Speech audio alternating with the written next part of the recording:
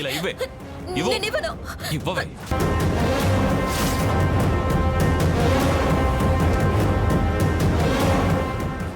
ఇవ్వు.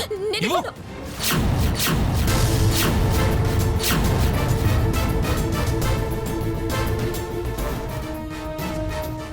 ఇంత కష్టపడి దీన్ని తీసుకుంది తిరిగి ఇవ్వడానికా?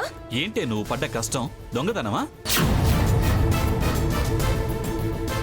కొండ కోన కాలినాడకన వెళ్ళి కష్టపడింది మేము. వదిన తన పవిత్ర హస్తాలతో ప్రతిష్ఠ చేసింది. పాపిష్టి చేతులతో దాన్ని పెగిలించి తీయడమా నువ్వు పడిన కష్టం?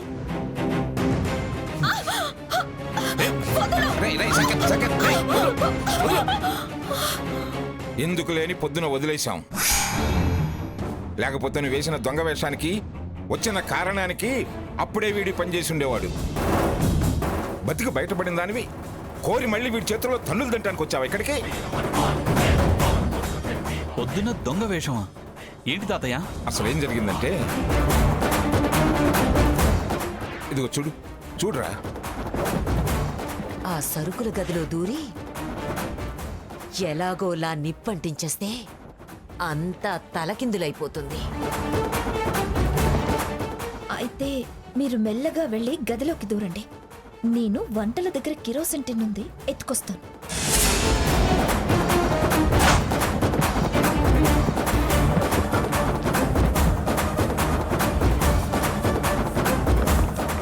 ఏమి? పొద్దున దొంగ వేషం, రాత్రి దొంగతనం. ఏం బతికే నీది? కాస్త కాకపోతే కాస్తైనా సిగ్గులేదా నీకు? సిగ్గు ఎగ్గు లేని ఇలాంటి దొంగలతో మనకేమిట్రా మాటలు? దొంగ దొరికితే చేయాల్సినవి రెండు పనులు. ఒకటి దండన, రెండవది పోలీసులకు పట్టించడం. చేయరా, పోలీసులకు ఫోన్ చేయి. దీనికోసం police complaint, case, time waste గ్రాని. 4 తగిలిస్తే మళ్ళీ ఇలాంటి పనులు చేయదిది. శూలం దొంగతనం చేయడానికి ఇంట్లో దూరతావా? ఒక్క క్షణం కూడా ఇంట్లో ఉండడానికి వీల్లేదు. చుట్టుపక్కల కనిపించడానికి వీల్లేదు. వెళ్ళవే. వెళ్ళవే.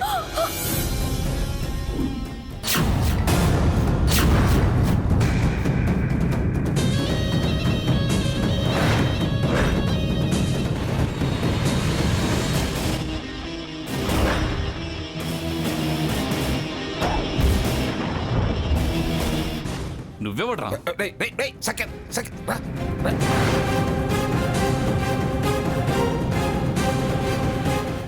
ఏంటిది? ఆడ మనిషిని కూడా చూడకుండా అలా దౌర్జన్యం చేస్తున్నారు. మీరు అసలు మనుషులేనా? అడిగేవారు ఎవరూ లేరనా? ఎంత దుర్మార్గం! ఎవడా నువ్వు వాగుతున్నావు? దుర్మార్గులు ఎవరో నీకు తెలుసా? అసలు ఇది ఏం చేసిందో నీకు తెలిసే వాగుతున్నావా? నేను వారి పర్సనల్ లాయర్. ఏంటి, నువ్వు లాయర్వా? లాయర్ అయ్యుండి దొంగతనం తప్పు అని చెప్పడం మానేసి తనని దొంగతనానికి లోపలికి పంపి నువ్వు బయట నిలబడి దొంగతనం తప్పని 4 తగిలిస్తున్న దాన్ని మొగుండి తప్పు పడతావా? ఏం లాయర్ అయ్యా నువ్వు?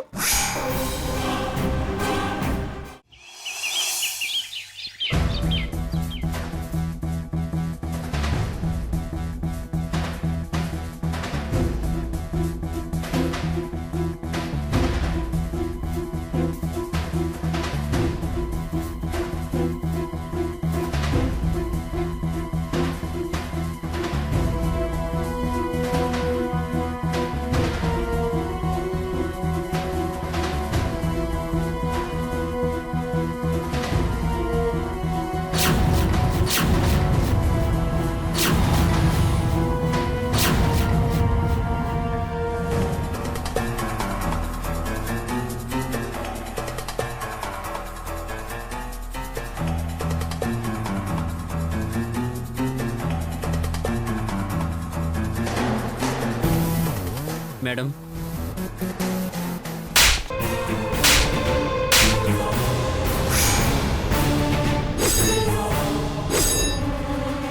శ్రీరామ్, నీ పద్ధతి నాకేమీ నచ్చట్లేదు. ఏమైంది మేడం? ఏమైందని అలా అమాయకంగా అడుగుతావేంటి? నువ్వు అడిగిన మాట అర్థం కాక అతను అలా చూస్తున్నాడు. ఎందుకలా కొట్టారో చెప్పొచ్చుగా. ఏంటి ఇంకా ప్రత్యేకంగా అర్థమయ్యేలా చెప్పడం? ఏయ్, తనెవరనుకున్నావు? సొసైటీలో పేరు ప్రఖ్యాతలు, గౌరవ మర్యాదలు, స్పెషల్ స్టేటస్ ఉన్న ఇంటి ఇల్లాలు. తనని రాత్రంతా ఎక్కడికి తీసుకెళ్ళావు? మీరిద్దరూ ఒంటరిగా ఉండి రావడం పద్ధతా? ఎవరైనా చూస్తే ఏమంటారు? నేరుగా మనతో అనలేకపోయినా ఏమనుకుంటారు? అయినా ఇంటికి రాకుండా ఎక్కడికి వెళ్ళారు?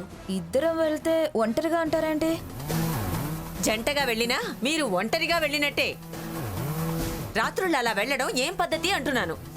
రేపు మిమ్మల్ని కాదు నన్నంటారు. పెద్దదానివి అలా ఎలా వెళ్ళనిచ్చావు అంటారు. మీరు అనుకున్నట్టు మేము ఏ తప్పు చేయడానికి వెళ్ళలేదు, తప్పుగా ప్రవర్తించలేదు. తప్పా ఒప్పా అనేది ముఖ్యం కాదు. ఏం చేశారనేది జనాలకు అనవసరం. కనబడిన దాన్ని బట్టి ఏదైనా అంటారు. అప్పుడు తలదించుకొని నిలబడాల్సింది తను. సారీ మేడం, నేనంత దూరం ఆలోచించలేదు. ఎందుకు శ్రీరామ్ నువ్వు సారీ చెప్పటం? సారీ చెప్తే తప్పు చేసినట్టు అవుతుంది. అనుకునే అవకాశం ఇచ్చినందుకు సారీ చెప్తున్నాను. అసలు మేము ఇలా ఒంటరిగా వెళ్ళాల్సిన పరిస్థితి కల్పించింది మీరు చెప్పాలి సారీ. ఏంటి నువ్వనేది? ఏంటేంటి? నాకు చిరాగ్గా ఉంది, మనసు బాగోలేదు అంటే మీరెవరూ పట్టించుకోలేదుగా.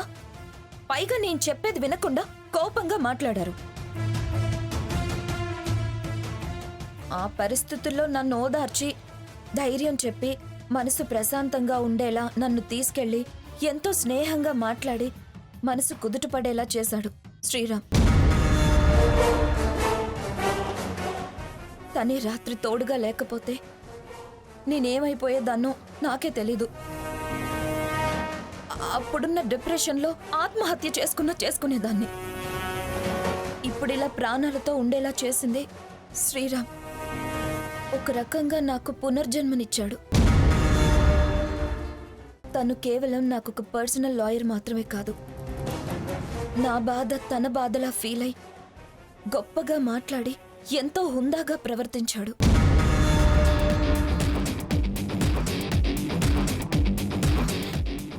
మంచి మాటలు చెప్పి మంచి స్నేహితుడిగా నా వెంట నిలిచాడు.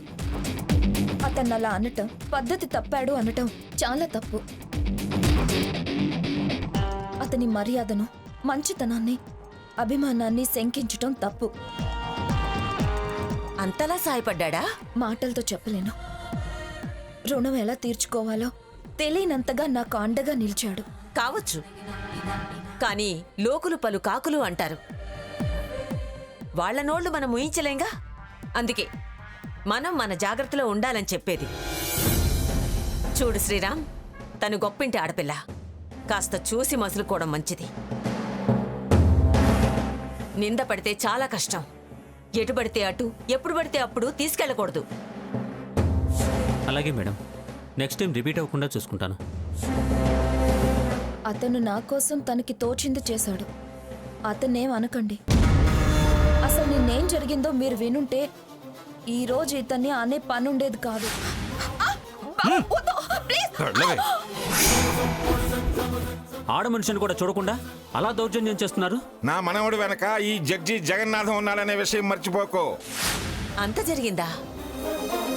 అయ్యో, నేను నిన్ను అనవసరంగా అనుమానించానే.